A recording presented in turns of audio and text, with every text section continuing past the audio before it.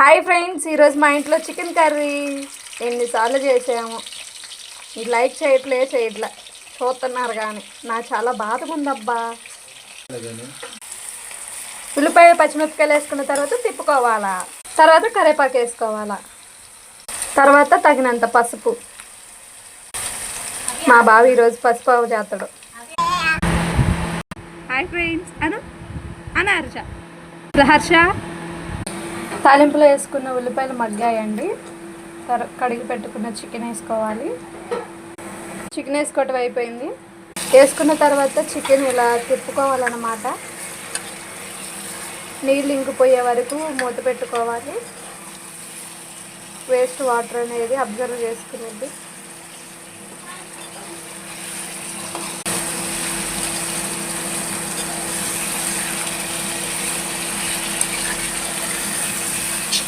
ఈరోజు మా బావగారే వండుతున్నారు మా ఇంట్లో కర్రీ. నేను వచ్చానని, మా అక్క వాళ్ళ ఇంటికి నేను వచ్చాను. మా బావ చికెన్ తెచ్చి కర్రీ చేస్తున్నారు. మీకు చూపించాలనిపించింది, చూపిస్తున్నాను. మీరు కూడా ట్రై చేయండి మీ ఇంట్లో.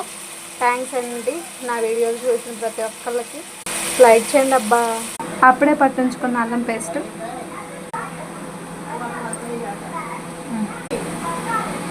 నీళ్ళు ఇంకిపోయాయి, నూనె పైకి వచ్చింది.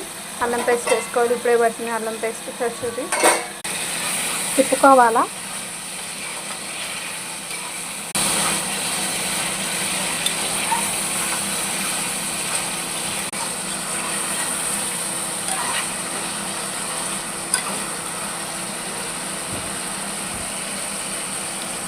కోసి పెట్టుకున్న టమాటా ముక్కలు వేసుకోవాలా.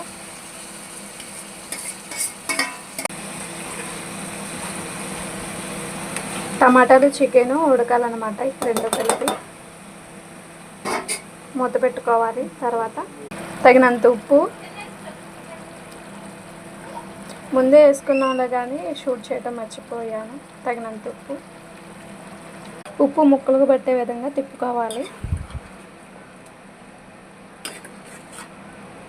కలిసే విధంగా తిప్పుకోవాలన్నమాట. మూత వేసుకోవాలండి. రెండు కలిసి ఉడుకుతాయి. అల్లం పేస్ట్ మేము 6 రోజుల వరకు ఇలా స్టోర్ చేసి పెట్టుకుంటాము ఫ్రిడ్జ్లో. 6 రోజుల్లోనే అయిపోయిందండి మా అల్లం పేస్ట్ అయితే. ఇప్పుడు మూత తీసుకోవాలి.